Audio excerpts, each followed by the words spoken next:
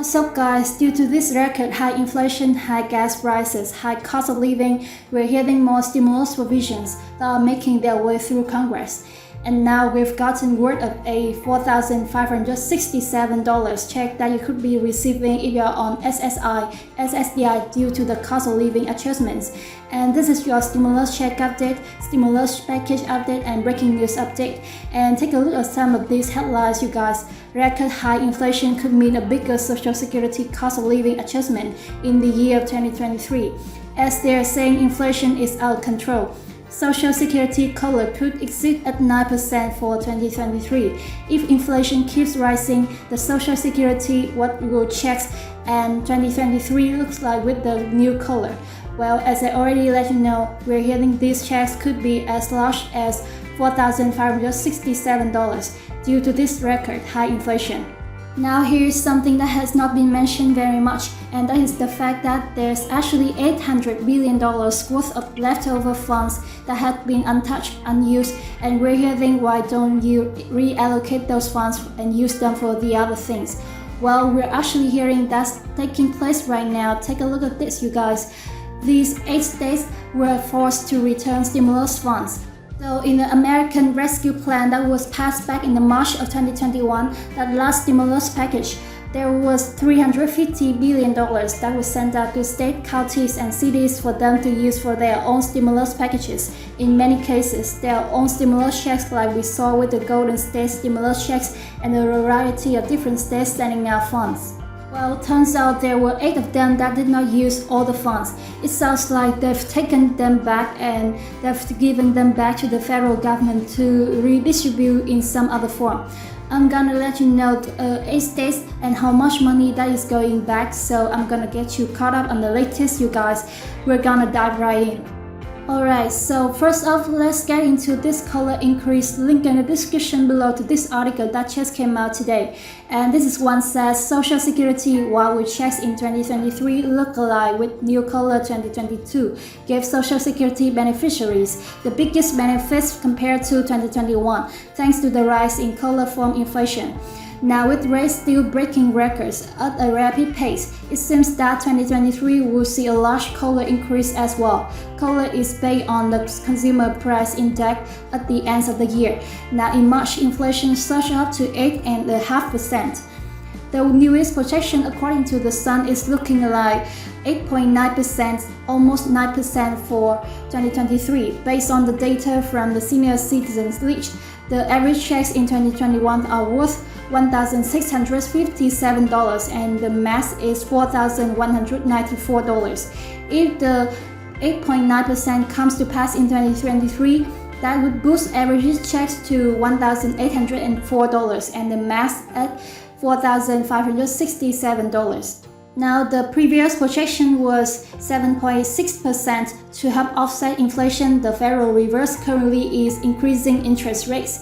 I shared that with you in my last video that in order to combat this, they're raising up 25 basis points. We're hearing that this is going to be happening throughout the year, but just received word that they might bump that up and double it, so this might be increasing significantly. Now, this will make loans and borrowing money more expensive. If you have adjustable rates, you might want to get a hold of those and try to fix everything that you can right now, because it looks like inflation is continuing to skyrocket and interest rates are going to be falling to try to slow things down. So might want to lock in those rates ASAP. So it looks like those of you collecting Social Security could see a bump up in those payments due to everything that's happening right now with this high inflation. Now, as more information rolls out, I'll be sure to keep you up to date here on our channel. Now, let's go ahead and find out these 8 states that were forced to return the stimulus funds and how much is being sent back now. It says Minnesota, New Hampshire, North Dakota, South Dakota, Nebraska, Wyoming, Vermont, and West Virginia are all the ones that had to return rent relief money. So the $350 billion was state allocated funds. This is from the rent relief funds.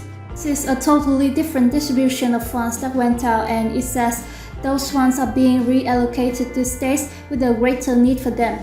Job loss was rampant early on in the pandemic when non-essential businesses was forced to shutter.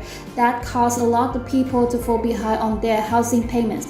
Now, protections were put in place to prevent countless of Americans from losing their homes. Homeowners were allowed to put their mortgage into forbearance, and an eviction ban was implemented in the bar landlords from kicking tenants out on the basis of non-payment for rent due to everything unfolding in the pandemic. Now, there was a combined $46 billion in federal relief funds separate from the state's allocation of $350 billion that went out. And what we're hearing is these 8 states did not use all the funds, and they're going to be sending them on to other states to use them, now reallocating a limited pool of resources. These days, the cost of rent is up on the national level, and many tenants are struggling to catch up on past due rent and stay current on their ongoing housing payment obligations. Now, Montana, for example, had returned $54.6 million in federal relief funds, while West Virginia returned more than $42.4 million. North Dakota lost about $150 million in rent relief dollars. South Dakota was forced to return $81 million. Now, in some cases, losing that money wasn't such a hard blow.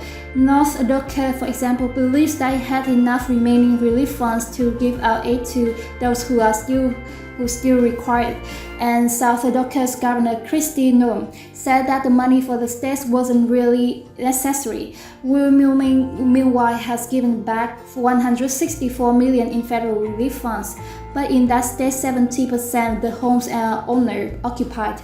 And although Vermont had to return $31 million in rent relief assistance funds, the state acknowledgement was that the other states might need that money more. And in Nebraska, though, it's a bit of a different story, as housing advocates argue that residents in the state's rural areas suffer from a lack of funding. Now, Nebraska hasn't returned federal relief funds. So much is passed on $120 million in funding, but the end result is still the same. So you guys, that is the latest, and of course there's more information rolls out. I'll be sure to keep you up to date, as we're still keeping an eye out for that $10 billion in funding for more vaccines and therapeutics to help battle this new wave of the pandemic. We're hearing it's on the way. We're also hearing that Build Back Better 2.0 or the revised version is being worked on. However, we're hearing there's opposition from Senator Joe Manchin, who is now concerned about the CPI data coming out for the month of March at 8.5% year over year. We're also hearing this for gas stimulus checks currently on the table and in negotiations. The White House has taken in consideration, and also we're hearing that as we get closer to those midterm elections, Democrats and progressives are going to be pressuring President Joe Biden that if he can get legislation through and show the American people that Democrats can get things done, that he should step up and do executive orders and executive actions for provisions that will help our people at this time. And a lot of people are saying the number one thing is stimulus checks. So you guys, like I said, I'll be sure to keep you up to date here on the channel. Thank you so much for joining me once again, and I'll catch you in the next one.